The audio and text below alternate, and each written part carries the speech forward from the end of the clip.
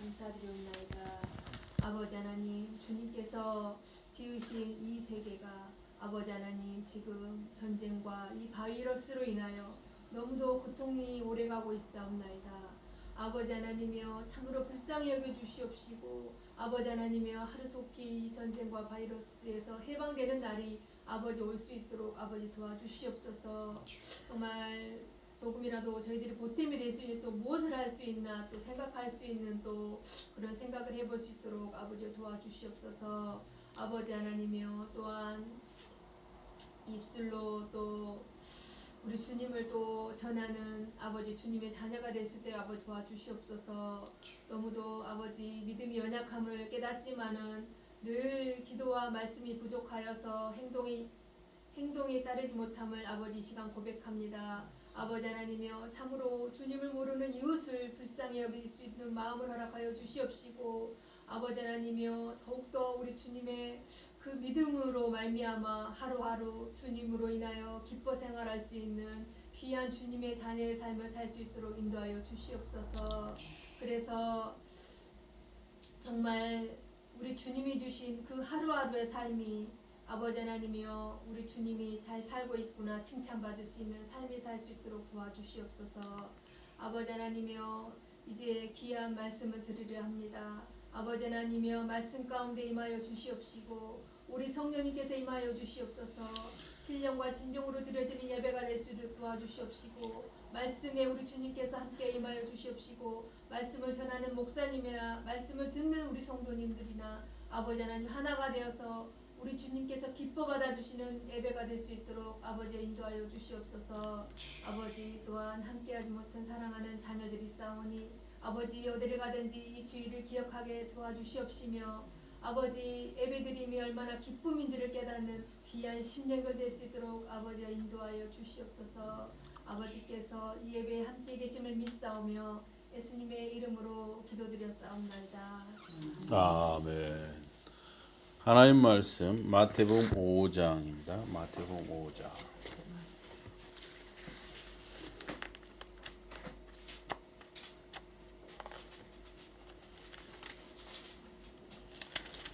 (1절부터) 마태복음 5장 1절부터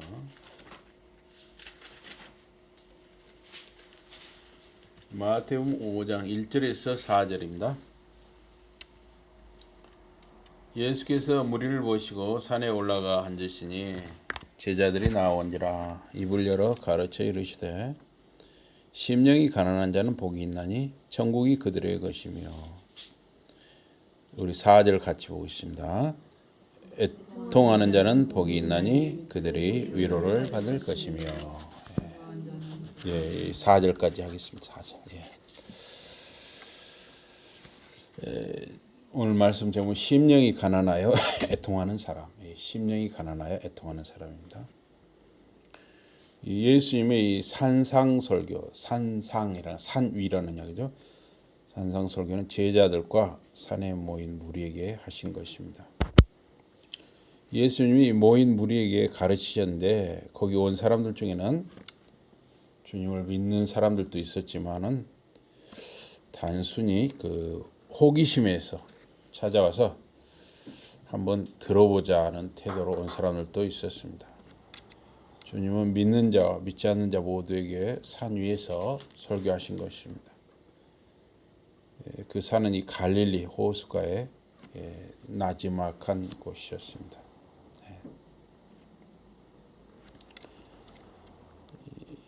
심령이 가난한 자는 복이 있나니 천국이 저희 것이며 그랬어요. 그리스도께서는 자기 백성들에게 복을 선포하셨습니다. 여기서 말하는 이 가난한 자는 물질적으로 또는 사회적으로 가난하다는 말이 아닙니다. 환난 중에서 오직 하나님만을 신뢰하는 사람들을 여기서 심령이 가난한 자라고 말하고 있습니다.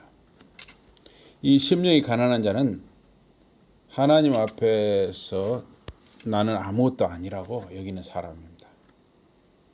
나에게서 아무런 떠난 것도 능력도 나올 수 없다고 고백하는 사람입니다.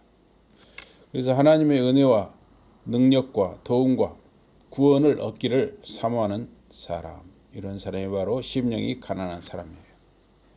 그런 사람은 복이 있다고 우리 주님 예수님이 말씀하셨습니다. 이 세상에는 이 물질적으로나 또는 사회적으로 가난한 사람들이 있습니다. 그러나 가난하지만은 다 겸손한 건 아니에요. 그죠? 가난하지만 그 마음이 완악하고 굳어있고 고집이 세고 교만한 사람들이 많아요. 가난한 사람들 중에서도 아주 고집이 세고 고약한 사람들도 많이 있는 것이죠. 또 부자들도 마찬가지로 그렇게 교만하고 마음이 굳은 또 그렇게 고약한 사람들이 또 많아요. 그래서 꼭 가난한 사람이 그 하나님을 다 의지하냐, 그건 아니에요. 가난한데 더 이렇게 고집이 세고 완악한 사람도 있어요. 부자들 중에서도 그렇게 고집이 세고 완악한 사람들이 많이 있어요. 시편 69편 29절에 오직 나는 가난하고 슬프오니 하나님이여 주의 구원으로 나를 높이소서. 그래서 시편 69편의 시인은 자신이 가난하고 슬프다고 말했습니다. 그래서 이거를 또 이렇게도 번역한 분이 있어요. 그러나 나는 환난을 당하고 고통으로 가라앉았습니다. 오 주여 나를 도우사 나를 올려주소서. 이렇게 옮긴 경우도 있습니다. 그래서 이 시편 22편 또 69편은 신약 성경에서 가장 자주 인용이 되고 이 메시아 그리스도를 언급하는 것으로 이렇게 해석이 됩니다. 그래서 이 시편 69편은 개인 단식인데 거기 30절에서 감사로 바뀌고 있습니다. 결국 시인이 의지할 분, 시인을 고난에서 건져주실 분은 하나님이심을 고백했습니다. 세상 사람들의 기준은 부자가 복이 있다고 합니다. 세상 사람들은 당연히 그렇게 생각하죠. 부자는 복을 받았다고 생각하는 거죠. 부자는 복을 받은 사람이다 이렇게 생각해요. 세상 사람들 기준에. 그러나 예수님께서는 가난한 자, 여기서 가난한 자는 그냥 돈이 없는 자라는 뜻이 아닙니다. 여기서 가난한 자는 하나님을 의지하는 자예요. 이 가난한 자, 또 애통하는 자, 온유한 자가 복이 있다 그렇게 말씀하셨습니다. 사람의 이 외적인 조건은 세상 사람들과 이 외적으로 뭔가 좀 여러분 외적으로 뭔가 부러워하는 조건들이 있잖아요. 뭐 돈이 많다든가 또 무슨 집안이 좋다든가 학벌이 좋다든가 뭐 권력이 있다든가 이런 거 세상 사람들이 부러워하는 것이죠. 그런데 결국에 그것은 꿈처럼 일정한 기간이 지나면 사라지고 만다는 것이죠. 그래서 하나님이 만드신 인간의 영혼은 세상의 것으로는 만족될 수 없다는 것입니다. 그러나 그 영혼의 내적인 상태와 인격은 지속되는 것입니다. 예수님께서는 탐심을 물리치라고 하셨습니다. 사람의 생명이 재물, 지식, 권력, 명예 등을 많이 가진 것에 근거하지 않기 때문이라는 것입니다. 예수님은 사람들이 단순히 가난하다는 사실 때문에 돈이 없다는 사실 때문에 복이 있다 그렇게 말씀하신 것이 아니에요. 그들의 심령이 가난하기 때문에 복이 있다. 하나님만 의지하려는 마음이 있기 때문에 복이 있다는 것이에요. 그래서 가난한 사람이나 부자나 높은 사람이나 낮은 사람이나 남녀노소, 지위, 고하, 빈부격차가 상관이 없어요. 심령이 가난한 사람, 겸손한 사람, 주님만 의지하는 사람 복이 있다. 이것이 주님께서 우리에게 가르치고자 하시는 것입니다. 그래서 이 세리는 그렇게 기도했죠. 주여 저를 불쌍히 여겨주세요. 저는 죄인입니다. 그래서 그런 세리의 기도와 그의 마음과 태도를 하나님이 받으셨습니다. 심령이 가난하다는 것은 바로 그런 세리와 같은 심령과 태도로 겸허하게 낮아져서 자기의 가슴을 치면서 주님 저를 불쌍히 여겨주세요. 저는 죄인입니다. 저는 주님 앞에 아무것도 내세울 것이 없습니다. 이렇게 부르짖는 모습과 마음을 가진 사람입니다.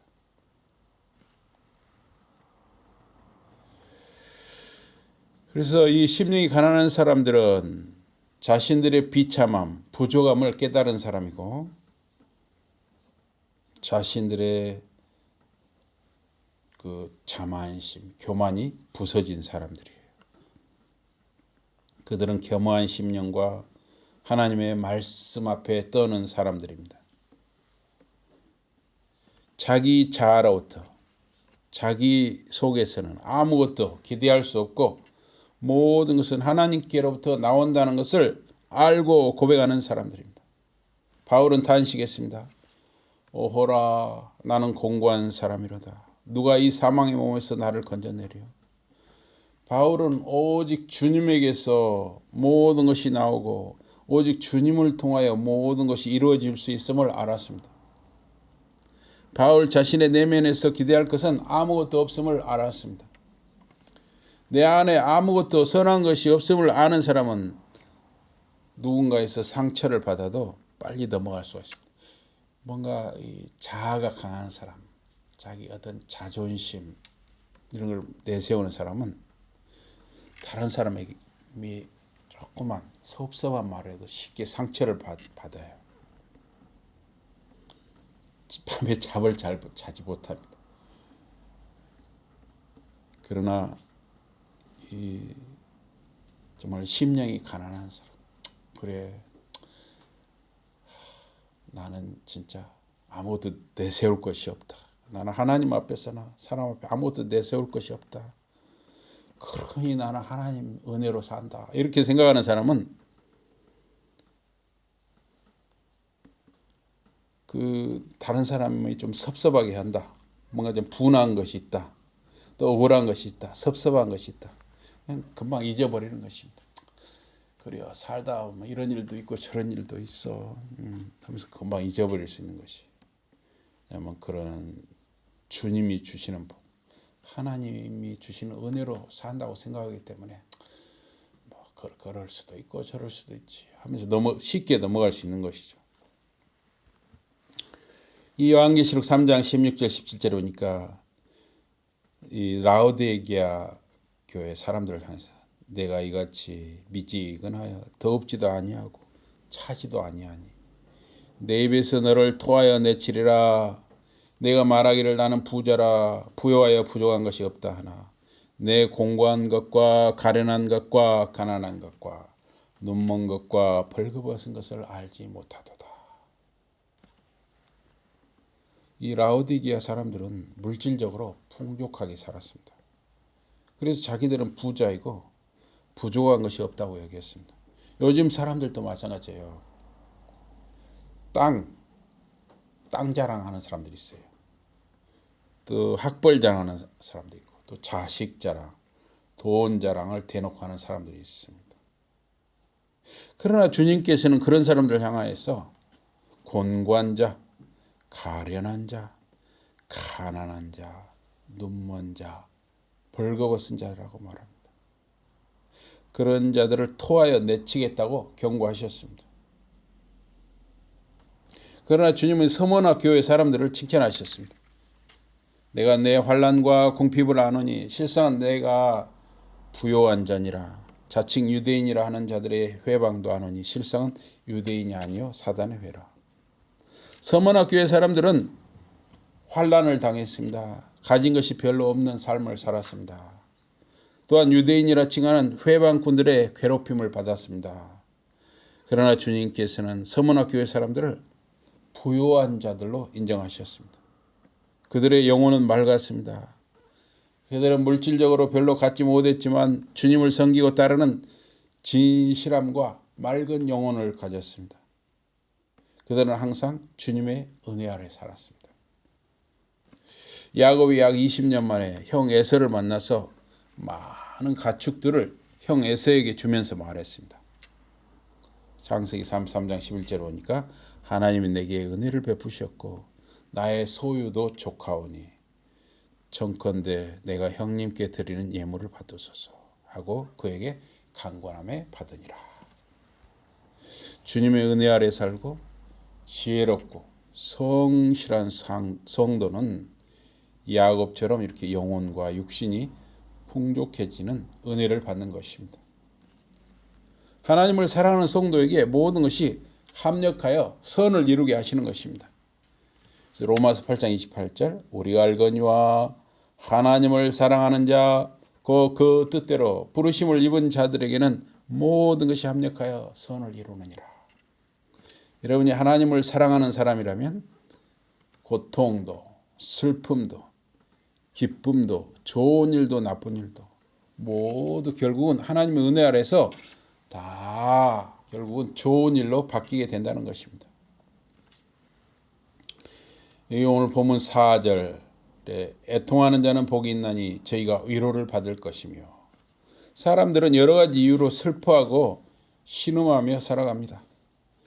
어떤 질병, 아픔, 버림받음, 물질적인 손실, 상처받은 자존심 하여튼 여러 가지 이유로 사람들은 슬픔과 고통을 느끼며 살아가는 것입니다. 이 본문의 애통은 영적 파산을 깨달은 자의 슬픔입니다. 또한 의에 대한 갈망과 목마름과 주림입니다. 자기가 지은 죄의 결과에 대한 탄식일 수도 있습니다. 야곱은 이 12아들이 있었잖아요. 그런데 야곱은 요셉을 제일 예뻐했습니다. 요셉은 아내 라헬을 야곱은 아내 라헬을 제일 사랑했죠. 근데 이 라헬이 요셉과 베냐민을 낳고 죽었잖아요. 근데 야곱은 하여튼 요셉을 제일 이뻐했어요. 근데 12형제 중에서 요셉을 너무 이뻐하고 또 요셉에게만 좋은 옷을 입히고 그러니까 형들이 질투가 나는 거예요. 또 이제 다 배가 같은 형제가 아니잖아요. 배다른 형제들이 섞여 있잖아요. 그 요셉을 형들에게 심부름을 갔잖아요. 아버지 야곱이 시켜서. 근데 형들이 요셉을 처음에는 죽이려고 맘먹었어요. 그러다 구덩이에 빠뜨려 넣어놨죠. 그러다가 뭐 죽일 것까지야 있느냐 해가지고 애굽으로 가는 장사꾼들한테 팔아 넘기잖아요. 그러니까 이제 아버지한테 가서 뭔가 이게 그걸 숨기고 뭔가 그걸 말을 해야 한단 말이야. 그러니까 요셉의 겉옷을 약간 짐승에 찢긴 것처럼 이렇게 해가지고 거기다가 어린 양을 잡아서 피를 묻혀가지고 갔어요. 그래서 아버지한테 우리가 요셉 옷을 이렇게 발견했습니다. 피 묻은 옷을 발견했습니다. 그러니까 야곱이 그 찢겨지고 피 묻은 요셉의 옷을 보고 자기 아들이 진짜 죽은 줄 알았어요. 그리고 애통했습니다. 그래서 이 애통했다 하는 이 말이 오늘 본문 4절에 애통했다는 말하고 같은 단어예요. 헬라어 단어. 구약 성경도 원래는 히브리어로 써였지만 구약 성경을 헬라어로 번역한 70인경이라는 성경이 있어요. 거기서 이 애통하고 같은 단어를 썼어요. 야곱은 여러 날을 울었습니다. 음식도 입에 대지 않았습니다. 잠도 잘 수가 없었습니다. 여러 날을 야곱은 울고 또 울었습니다. 아무것도 야곱을 위로할 수가 없었습니다. 그러나 약 20년 후에 야곱은 애굽의 국무총리가 된 요셉을 만났습니다. 그때의 기쁨은 한없이 컸습니다. 그래서 야곱은 이제 족하다고 말을 했습니다. 그래서 이스라엘은 야곱을 가리킵니다. 이스라엘이 요셉에게 이르되 내가 지금까지 살아있고 내가 내 얼굴을 보았으니 지금 죽어도 가하도다. 지금 죽어도 좋다 이거야. 죽은 줄 알았던 아들 요셉이 그렇게 높은 자리에 올라가 있고 살아있고 또 그 국무총리가 된 아들 요셉을 통해서 지금 그 가나안 땅에서 가뭄으로 기근으로 굶어 죽게 된 약 70명의 이 야곱의 집안 식구들이 다 구원을 받게 됐잖아요. 이거 하나님의 일하심이라는 것은 참 사람의 상상을 뛰어넘는 것이죠. 슬픔이 기쁨으로 바뀌는 것은 금방 이루어지지 않았습니다. 오랜 세월이 걸렸습니다. 각자 주어진 자리에서 주어진 십자가를 지고 하루하루 살아간 결과였습니다. 그 과정에서 하나님이 야곱과 형들과 그리고 요셉과 함께 하시고 일하셨습니다. 그런데 하나님께서는 그 과정 속에서는 이렇게 해서 너희들이 지금 이런 일을 당하는 거야. 하나님은 알려주시지를 않아요. 그렇죠? 하나님이 알려주시면 좀 더 쉬울 수도 있어요. 근데 알려주시지 않아요. 지금도 마찬가지. 지금도 여러분과 제가 살면서 좋은 일도 많이 생기지만 어려운 일을 당하는 수가 있어요. 그러면 하나님은 어려운 일을 당할 때마다 뭔가 좀 슬픈 일을 당할 때마다 하나님이 네가 지금 이렇게 해서 어려움을 당하는 거야. 이렇게 슬픔을 당하는 거야. 이렇게 알려주시면 좋겠는데 전혀 알려주시지를 않아요. 그렇죠? 또 무슨 뭐 사익감을 찾는다 또는 뭐 며느리감을 찾는다 할 때도 이 사람이 며느리감이야. 이 사람이 사익감이야. 알려주시면 좋겠는데 안 알려주신단 말이에요. 예? 안 알려주셔요. 참 희한하죠? 알려주시질 않아요. 예. 하나님은 알려주시지 않아요. 그래서 어떤 과정을 거쳐서 5년, 10년, 15년, 20년 이렇게 많은 세월이 지나서 돌아보니까 그래서 하나님이 이렇게 하셨구나. 그걸 깨닫는 것이죠.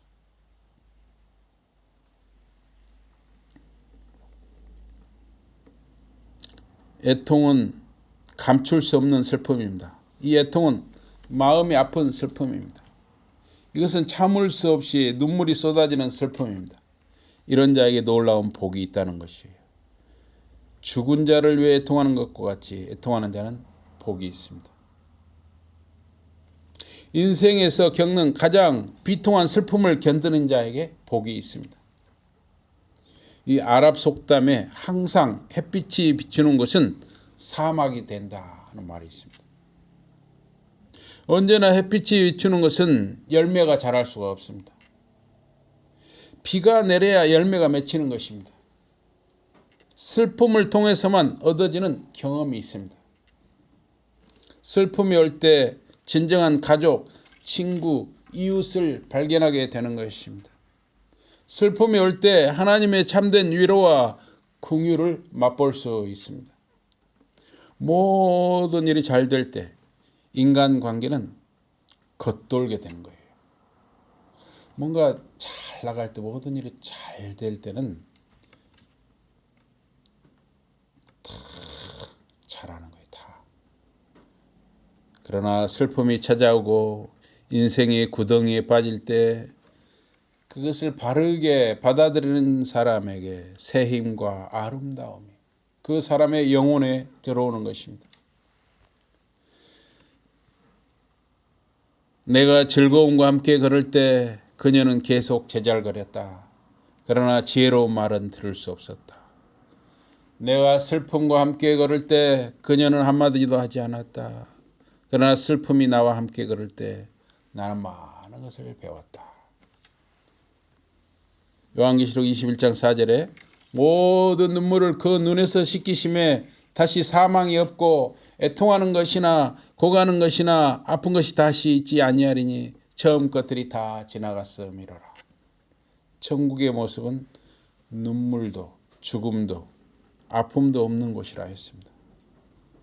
그러나 이 땅에 육신을 입고 사는 사람들은 눈물과 죽음과 아픔의 두려움과 고통을 안고 살아야 하는 것입니다. 이 땅에 사는 사람들은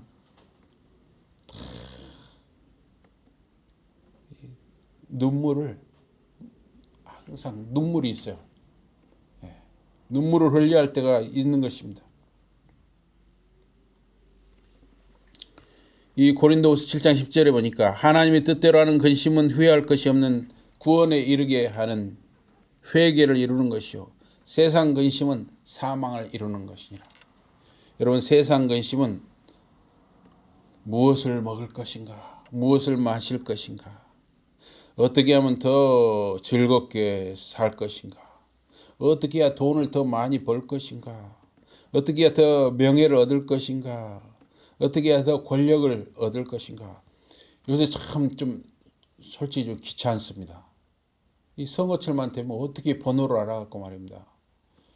하루에도 몇 통씩 무슨 후보니, 무슨 군의원 후보니, 무슨 교육 무슨 후보니, 무슨 후보 보면서 계속 문자를 보내요. 아유, 그냥 귀찮아요, 귀찮아. 어떻게 번호를 그렇게 알아갖고 보내냔 말이요. 예, 그래서 이제 수신 차단을 하기도 하는데 또 어떤 건 보면 수신 차단이 또 안 되는 게 있더라고요. 그거 이상한 거예요. 다 그렇게 명예, 권력을 쫓아서 이렇게 아무 관계없는 우리에게 자꾸 문자를 보내서 귀찮게 하는 것이죠. 물론 믿는다고 하는 신자들도 세상의 권력, 명예, 부, 쾌락, 자손 번식, 가문의 번창 등을 원하는 것이죠. 문제는 방법과 절차와 목적이 하나님의 말씀과 가르침과 뜻에 맞는가를 항상 의식하는 삶을 사는가 하는 점입니다. 불신자들이나 일부 신자라고 하는 이들 중에는 수단과 방법, 목적이 순수하지 못하지만 닥치는 대로 자기 욕망을 이루고자 하는 사람들이 있습니다. 그러나 시편 1편에서 이런 사람들은 바람에 나는 겨와 같다고 했습니다. 인간이 아무리 노력하고 했어도 하나님이 한번 불어버리면 다 날아가고 흩어지는 것입니다. 하나님의 뜻, 말씀대로 이 어지럽고 온탁한 세상을 살려고 하니 어려움과 방해와 시기와 고통을 당할 수 있습니다. 세상 사람들하고 똑같이 하면요, 세상 사람들이 미워하지 않아요. 자기들하고 똑같으니까. 그런데 뭔가 자기들하고 틀리게 뭔가 정말 하나님의 말씀에 순종하여 살려고 하면 세상 사람들이 미워하는 거예요. 미워하는 것입니다. 어려움을 당하고 방해와 시기와 고통을 당할 수 있는 것입니다. 하나님의 뜻대로 살려고 몸부림치며 근심을 한 사람에게 구원에 이르는 회개가 주어지는 것입니다. 다윗은 권력의 정점에 이르고 나라가 어느 정도 안정되니까 마음과 몸이 느슨해졌습니다. 사람은 그러잖아요. 먹고 살만하고 별로 좀 걱정 근심이 없으면 딴 생각하는 수가 많잖아요. 부하들은 전선에 나가서 전쟁 중이었지만 자신은 낮잠을 자고 이제 오후 어스름할 때 궁궐 뜰에서 산책하다가, 궁궐은 높단 말이에요. 그래서 높은 그 뜰에서 산책을 하다 내려다 보니까, 우연히 내려다 보니까 어떤 목욕하는 어떤 여인이 눈에 들어왔어요. 위에서 높으니까 다 보이잖아요. 그는 권력을 이용해서 간음, 살인을 저질렀습니다. 그 후 나단 선지자를 통해서 하나님께서 그의 죄를 지적하셨습니다. 이렇게 선지자를 통해서 뭔가 죄를 지적받을 때 교만한 사람은 어때요? 자기가 왕이니까 감히 네가 내 죄를 지적하면서 더 못된 짓을 할 수도 있죠. 그러나 이제 다윗이 그래도 소망이 있었던 것은 그렇게 흉악한 죄를 졌지만 나단 선지자가 와서 죄를 지적하니까 하나님 앞에 무릎을 꿇었다는 거예요. 시편 51편은 그런 회개의 과정을 시로 표현한 것입니다. 그래서 시편 51편 4절에 내가 주께만 범죄하여 주의 목전에 악을 행하였사오니 주께서 말씀하실 때 의로우시다 하고 판단하실 때 순전하시다 하리이다. 하나님 앞에서 자기의 잘못을 깨닫고 고백할 수 있는 사람은 구원의 은혜를 받을 수 있습니다.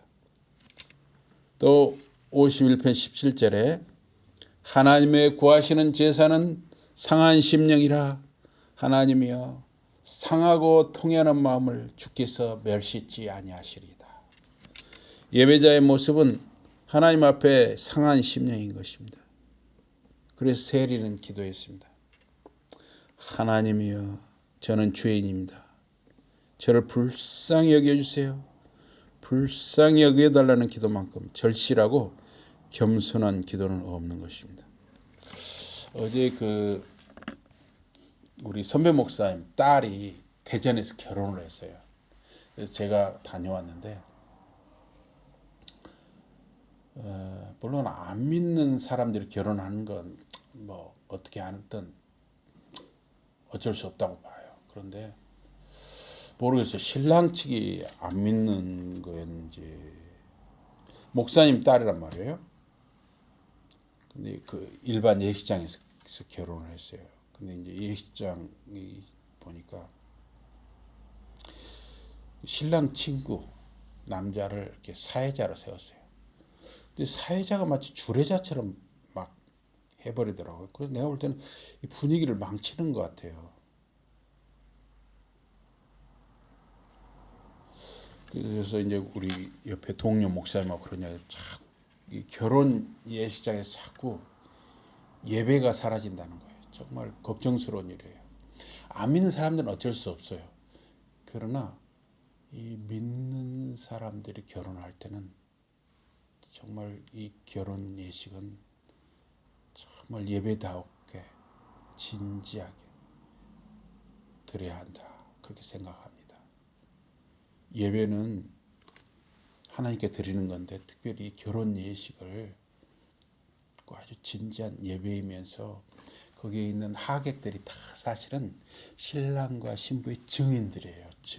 증인으로 보인 거예요. 그래서 저는 좀 불편하더라도 교회에서 결혼 예식을 하는 게 맞다 그렇게 생각을 합니다. 그리고 또 갈수록 뷔페식으로 해가지고 너무 비싸요. 너무 밥값이 배보다 배꼽이 더 크는 것 같아요. 참 이거 나는 바람직하지 않다고 생각합니다. 로마서 5장 3절에서 5절에 다만 이뿐 아니라 우리가 환난 중에도 즐거워하나니 이는 환난은 인내를 인내는 연단은 소망을 이루는 줄 알미로다. 소망이 부끄럽게 아니하면 우리에게 주신 성령으로 말미암아 하나님의 사랑이 우리 마음에 부은 바 됨이니. 하나님의 은혜 아래 있는 여러분의 슬픔과 환난은 인내와 연단을 통해서 소망으로 바뀌게 되는 것입니다. 성령님이 여러분과 저에게 함께 하시고 한없는 하나님의 사랑이 우리에게 부어지기 때문입니다. 맑은 영혼, 갈급한 심령으로 주님의 사랑을 사모하며 살아가는 저와 여러분이 되시길 주님의 이름으로 축복합니다. 아멘. 우리 기도하겠습니다. 하나님 아버지 고맙습니다. 저희들은 정말 내세울 것이 없고 교만하고 저희 속에서 선한 것이 나오지 않습니다. 언제 어느 때 어느 순간 어느 환경에서도 하나님만 간절히 붙들고 의지하는 저희들이 다 되게 하여 주시옵소서. 예수 이름으로 감사 기도드리옵나이다. 아멘. 우리 찬송하시겠습니다. 찬송 354장입니다. 찬송 354장입니다.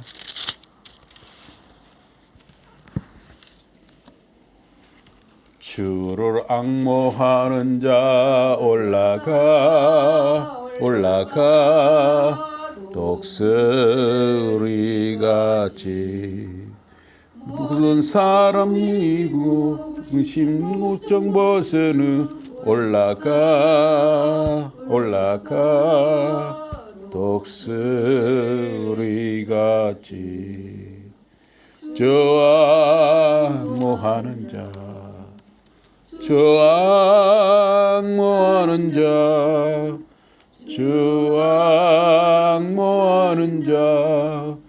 늘 강건하리라. 주를 앙모하는 자 걸어가 고단치 않네. 길을 잃은 양떼를 두루 찾아다니며 걸어가 고단치 않네. 주 앙모하는 자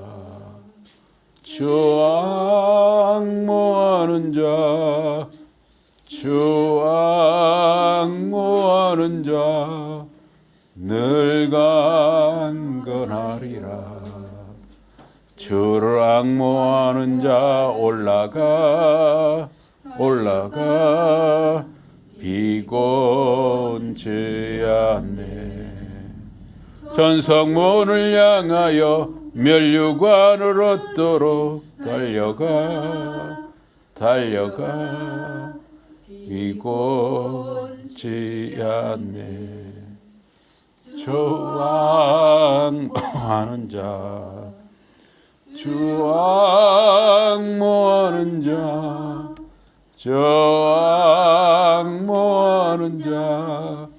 늘 강건하리라. 주를 앙모하는 자 올라가 독수리같이 은혜 안에 뛰놀며 주의 영광 보리라. 올라가 독수리같이 주 앙모하는 자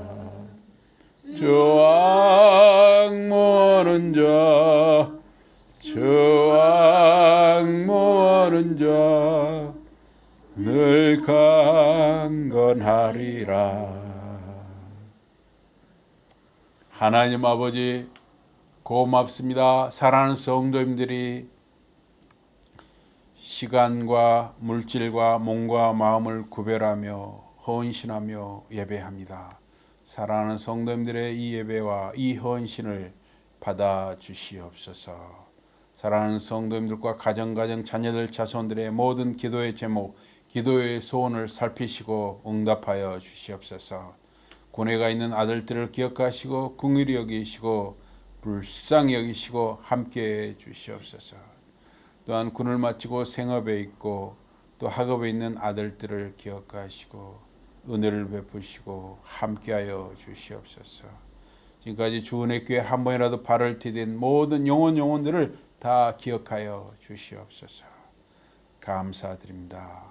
예수 이름으로 감사 기도드리옵나이다. 아멘. 고맙습니다. 우리 찬송 353장하고 축도하겠습니다. 찬송 353장입니다.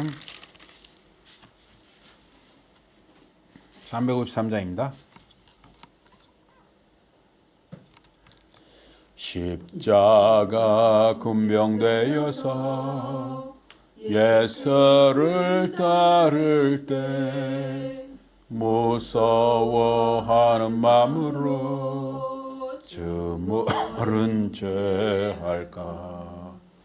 나의 주 그리스도 나를 속량했으니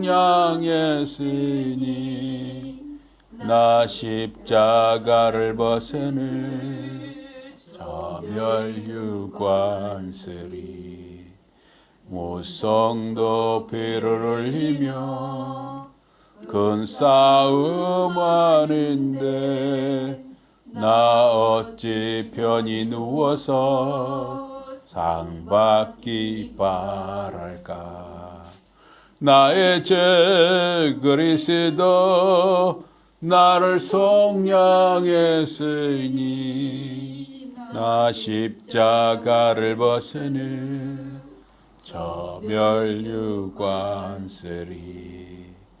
이 죄악 많은 세상에 수많은 원수들 날 유혹하고 했지나 내 주만 따르리. 나의 주 그리스도 나를 속량했으니 나 십자가를 벗으니 저멸유관쓰리 나 멸유관을 쓰려고 몸 바쳐 싸울 때 주 내게 용기 주시사 이기게 하시네. 나의 주 그리스도 나를 속량했으니 나 십자가를 벗으는 저멸유관쓰리 나 멸유관을 쓰려고 몸 바쳐 싸울 때 주 내게 용기 주시사 이기게 하시네. 나의 주 그리스도 나를 속량했으니 나 십자가를 벗으는 저멸유관쓰리 승리의 그날 이르러 십자가 금병들 개가를 불러 영광을 주님께 돌리리. 나의 주 그리스도 나를 속량했으니 나 십자가를 벗으는 저멸유관쓰리. 아멘. 지금은 하나님 아버지의 크신 사랑, 오래 참으시는 사랑과 우리 주님 예수 그리스도 십자가 구속의 은혜와 성령님의 감동과 마음 교통 인도하심이 사랑하는 성도님들과 가정 자녀들 자손들 위해 지금부터 영원토록 함께 있을지어다. 아멘.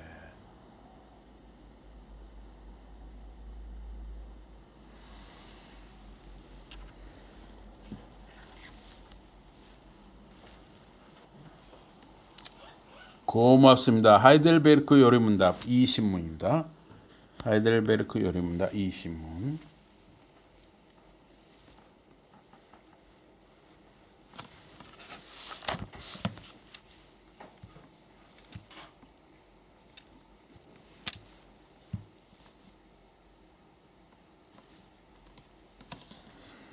자, 20문 다 같이 읽겠습니다. 시작.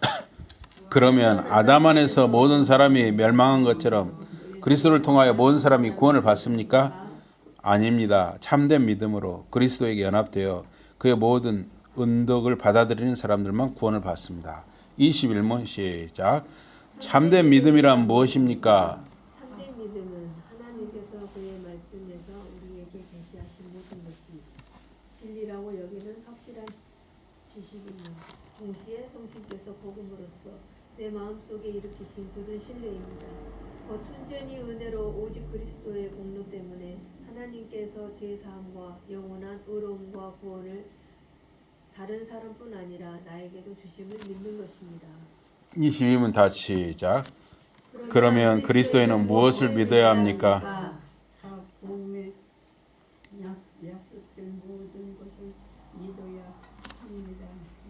좋은 삶을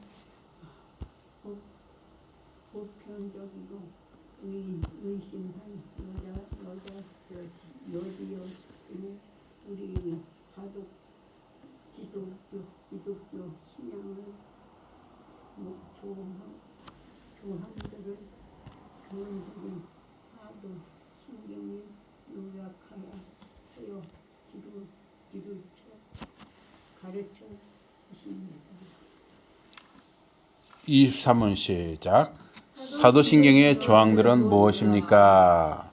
전능하신 성부하나님 창조 현재 창조주를 믿사오며 그 핵심자 우리 주 예수 그리스도를 또한 믿사오며 그 같이 성신으로 인도되사 공정만 하셨으니 우리가 내게 아래에서 구원받아 십자가에 못 박히시고 죽으시고 장사되셨고 우리 위에 내려가셨으니 사흘날에 죽은 자들 가운데서 부활하셨고 하늘에 오셨고 전능하신 성부하나님 우편에 앉아 계시니 거기로부터 살아있는 자들과 죽은 자들을 심판하러 오실 것이니 천지를 나는 믿사오니 그 거룩한 교회와 성도의 교제와 제사함과 육신의 부활과 영원한 생명을 믿사오니 아멘. 기도하겠습니다. 하나님 아버지 고맙습니다. 우리가 예배를 통하여 말씀을 듣게 하시고 또 이렇게 교리문답 공부를 하게 하신 것을 감사합니다. 우리가 듣고 배우고 읽은 모든 말씀이 우리가 살아가면서 힘이 되게 해주시고 중요한 순간순간마다 생각나게 하여 주시옵소서. 감사드립니다. 예수 이름으로 기도드리옵나이다. 아멘. 고맙습니다. 수고하셨습니다. 수고하셨습니다.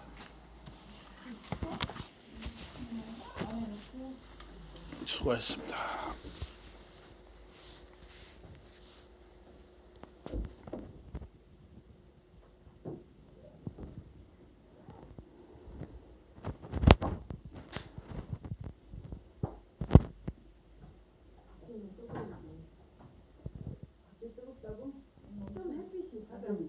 바람이 엄청 어제 불더만 그런 게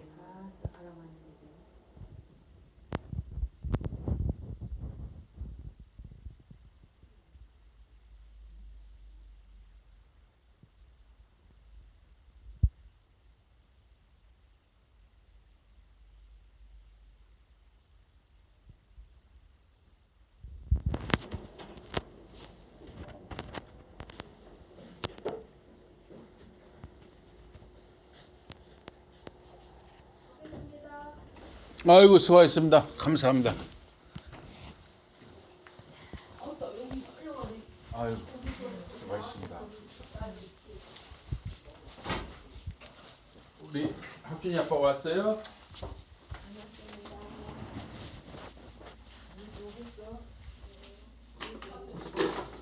경유가 더 비싸 그럼? 진짜? 경유가 엄청 올라왔대. 맞아. 경유값 더 비싸. 그러지? 이제 우크라이나 그거 경유차 없애려고 그래요. 아니야 전쟁 나고. 이제 아니 경유차 없애려고 그래요. 똑같은 분이 알고 아니 더 올라가고 지금 정책적으로 이제 경유차 없애려고 그래요. 화물차 같은 거 있으면 어떡하라. 그럼 이제 보조금 주잖아요. 필금도 오르고 지금 뭐? 이제 보조 준다고 하는데 필금도 지금 오르겠어. 예. 다 올라.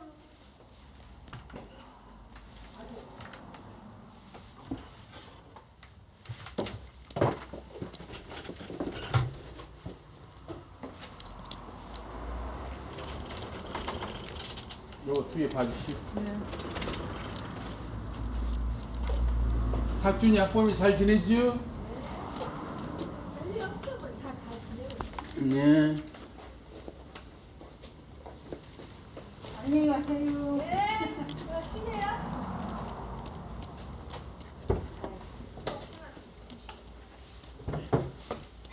좀 치웁시오, 목사님. 예.